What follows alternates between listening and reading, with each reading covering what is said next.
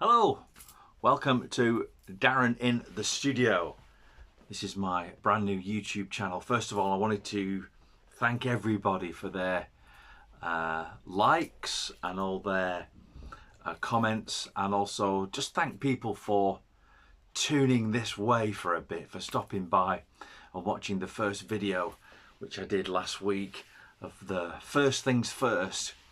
There's one I did last week. This week we're doing something a little bit different. I'm going to do my very first ranking video, if you like. A lot of the vinyl community people do their favorite sort of albums by certain artists and things like that, and I'm going to choose this guy for this video, Alice Cooper. These are my 10 favorite Alice Cooper albums. This is not me saying that these are the greatest Alice Cooper albums of all time, but these are the albums that I feel he did his best work, or they did their best work within the Alice Cooper group or Alice as a solo artist. So 10 albums, 10 right up to number 1, and I've done my very best to rank them in sort of like a top 10 order. I know that the top 2 are definitely in the correct order, but it's hard when it gets further down the list because I love all these albums. And almost I love them equally, but I've had to sort of be a little bit picky, maybe tracks on there that I really like more than others. So let's start at number 10, ranking my favourite Alice Cooper albums 10 to number 1. Number 10, I would put this one, Alice Cooper's Trash. This came out in 1987. A lot of people thought that this was Alice Cooper's comeback album. Of course it wasn't. Alice Cooper never really stopped making records. He was quiet between the years of 84 and 86. A couple of years off in between Dada and Constrictor. But this, to be fair, this was the album that really brought Alice Cooper back into the fold. An absolute killer of an album. This was the album that had all the hits on it, of course. Poison's on here. House of Fire was a big hit. Only My Heart Talking with Steven Tyler of Aerosmith's on it.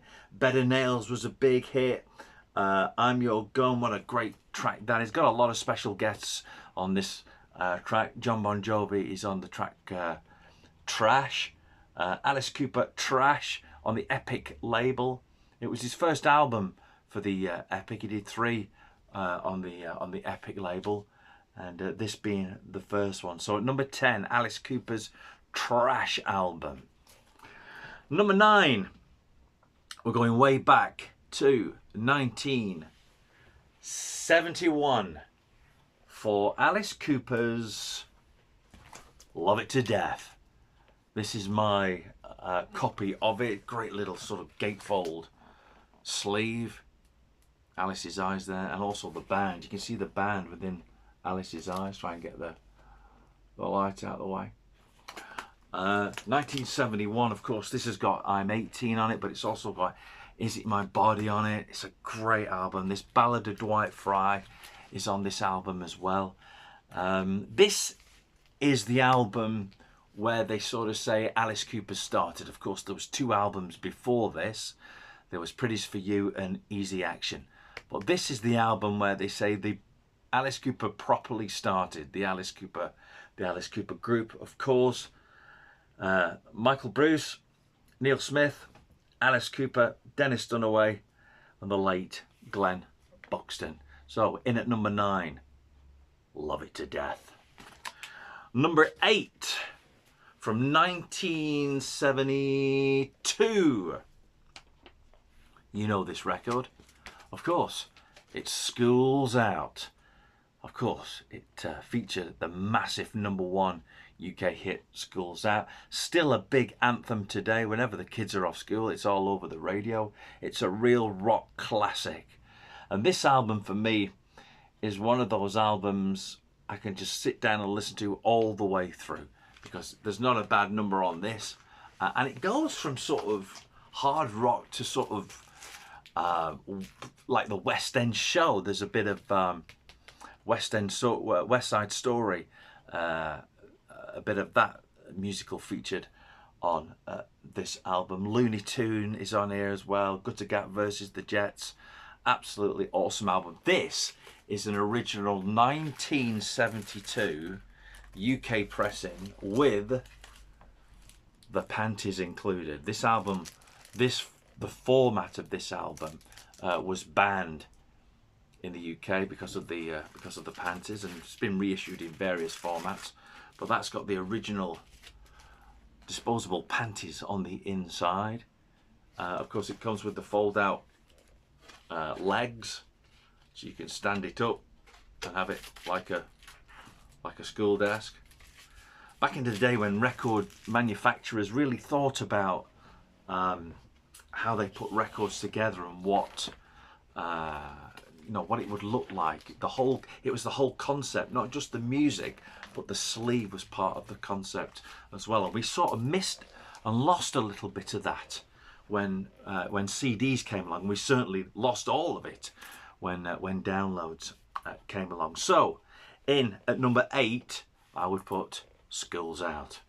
Number 7, 1971 again. Their second album of 1971, and it would be this one, Killer. Now this really is a killer of an album, right? Again, original members, of course. This album has just got a ton of great music on it. It's just got everything. Under My Wheels, Be My Lover is on here. Just great album. Hallower Flies, Dead Babies is on this record. Killer. In at number 7 in my top 10 Alice Cooper albums. Okay, we're going to take a change of pace, something that you might find is unusual, because pretty much all of those have been standard classic Alice Cooper. But in at number 6, we've got this little gem, which probably doesn't show up too well on the camera. This is Alice's 1982 album, Zipper Catches Skin. Now, I love the 80s, the early 80s work of Alice Cooper. I think, for me, it's some of his finest work. It really is. I mean, this has got Zorro's Ascent on it. Zorro's Ascent. I Am the Future from the movie Class of 87. Lots and lots of great tracks on here. My favourite tracks on here are like 2 tracks together. I Like Girls and Remarkably Insincere. It's just a fabulous album. And a lot of people criticise this album. Somebody, I think from the UK's Telegraph newspaper, said that this album was almost unlistenable. Well, obviously he hadn't listened to it, because this really is a great rock album. Featuring the late Eric Scott. I think Eric, along with Alice, produced some of this album. And Eric played bass on it as well.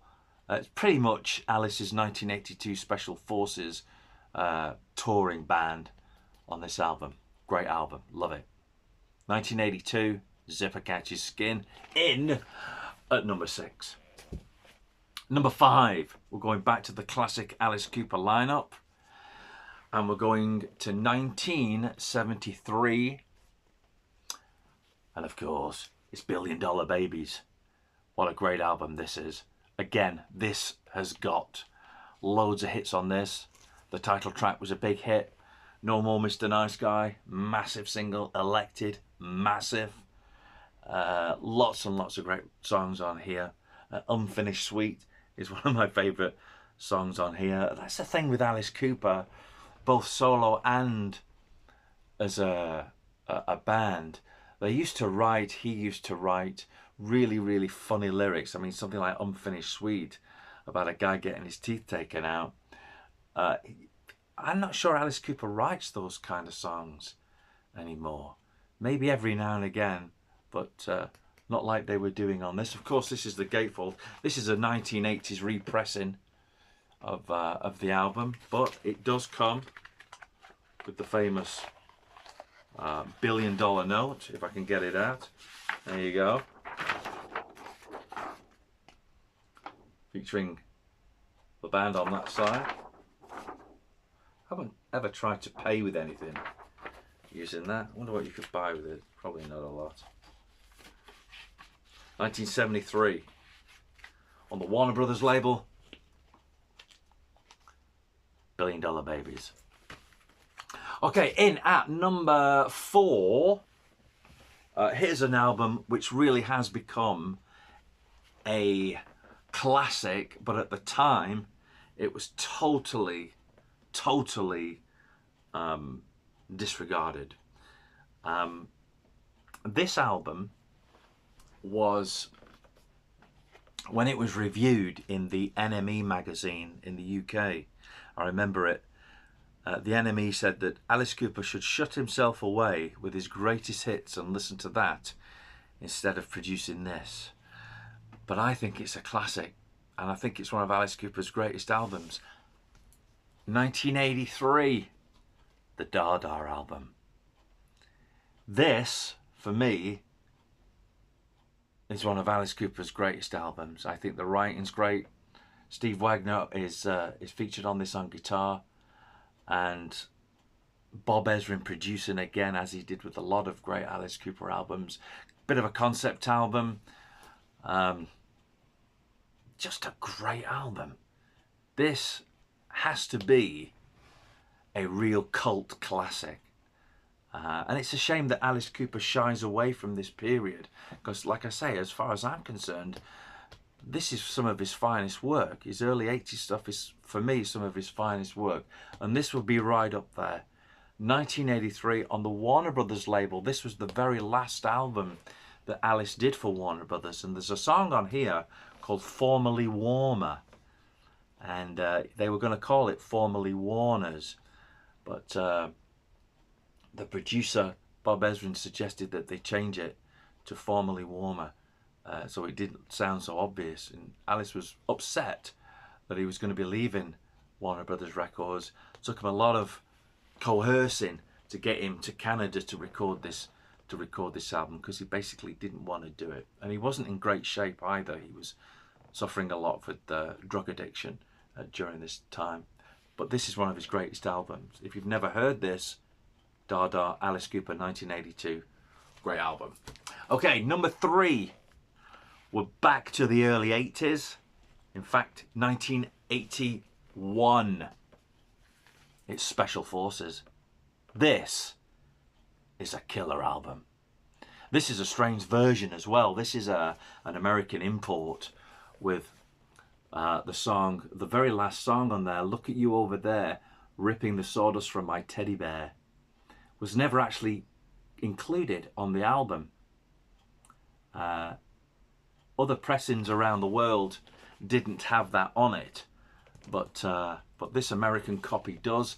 It's not actually featured on the vinyl. Look at You Over There, Ripping the Sawdust from My Teddy Bear was actually issued many years later on the box set The Life and Crimes of Alice Cooper as a demo. It was never actually recorded for the album. Again, this is just a great album with great writing on it. Classic Alice writing. Prettiest Cop on the Block is on this one. Who Do You Think We Are? What else is on? Skeletons in the Closet. They do a re-recorded version of Generation Landslide, but on here they say Generation Landslide 81 live, but it's not live. If you read Alice Cooper's autobiography, he says on it that it wasn't a live song. They recorded it in the studio and just put a live tape on it. I think a version of it without the live audience tape is available on YouTube. But yeah, 1981, Special Forces, superb album. Okay, we're getting to the sharp end of it now, aren't we? Number 2. This would be my second favourite album of all time regarding Alice Cooper. And this is an album I can listen to time and time again. Never ever get bored. As with any of these albums, never get bored of this particular record. At number 2, it's 1978, and it's this little chap, From the Inside. Now this is what Alice Cooper calls this his most classiest album of all time. He wrote this with Bernie Taupin, the famous songwriter who has mainly collaborated, get your words out, with Elton John.